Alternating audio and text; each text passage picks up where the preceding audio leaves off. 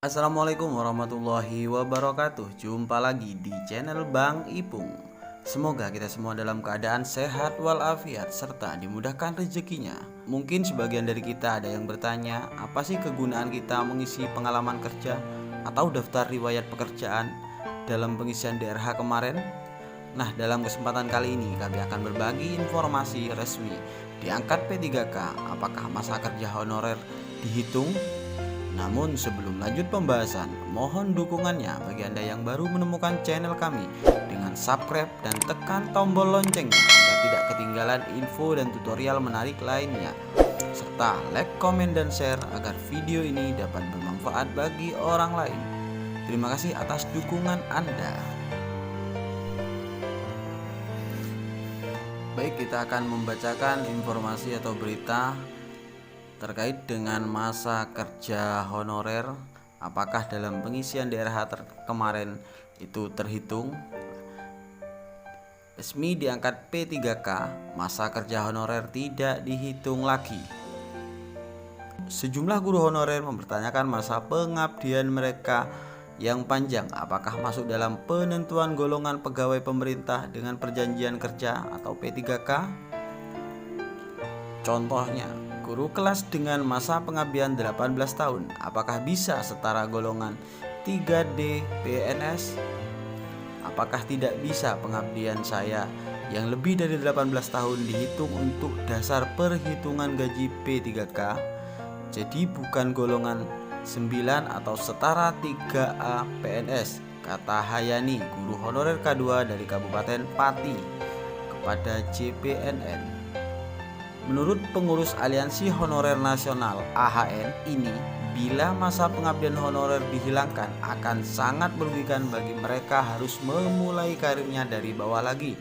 Menanggapi itu, Karo Humas Badan Kepegawaian Negara BKN, Satya Pratama, mengungkapkan ada dua regulasi yang mengatur tentang P3K 2021, yaitu Permen Pan RB nomor 28 tahun 2021 untuk jabatan fungsional guru. Kemudian Permenpan RB nomor 29 tahun 2021 untuk jabatan fungsional atau non-guru. Kedua regulasi ini menyatakan masa kerja P3K adalah 0 tahun setelah perjanjian ditetapkan. Artinya ketika kita mendapatkan SK pertama pengangkatan P3K tersebut, maka masa kerja kita terhitung adalah 0. Jadi mungkin dalam pengisian DRH tersebut itu masa kerja kita tidak digunakan ya. Jadi masa pengabdian honorer tidak dihitung lagi ketika resmi menjadi P3K, terang Satya.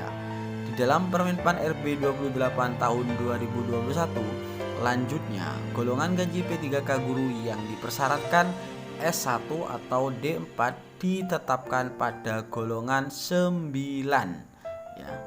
Jadi S1 itu ditetapkan pada golongan 9. Lanjut informasinya. Untuk golongan gaji P3K non-guru, Permenpan RB 29 tahun 2021 menyebutkan tergantung kelas jabatan sebagaimana dalam lampiran yang merupakan bagian dari regulasi tersebut. Mengenai masa kontrak kerja, Satya menegaskan kedua Permenpan RB tersebut mengatur bahwa calon P3K yang usianya kurang dari 1 tahun batas usia pensiun jabatan pada masa pengangkatan, maka perjanjian hubungan kerjanya setahun saja. Artinya kalau dia umur 59, maka masa kontraknya cuma 1 tahun. Contohnya, guru usia 59 tahun masa kontrak kerjanya 1 tahun saja karena 60 tahun pensiun.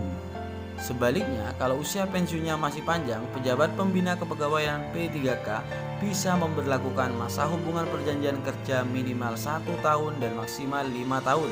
Bisa 2 atau 3 dan maksimalnya adalah 5 tahun. Kalau nantinya ada kebijakan baru, maka dari 5 tahun ini akan menjadi kontrak lagi, diperpanjang kontraknya.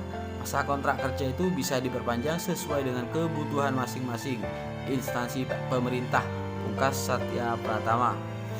Jadi masa kontrak itu tergantung dari PKD kita masing-masing atau tergantung kebutuhan dan regulasi di masing-masing daerah. Oke, itu saja yang bisa kami sampaikan. Semoga informasi ini dapat bermanfaat bagi kita semuanya. Amin ya robbal alamin. Assalamualaikum warahmatullahi wabarakatuh. Salam sehat semuanya.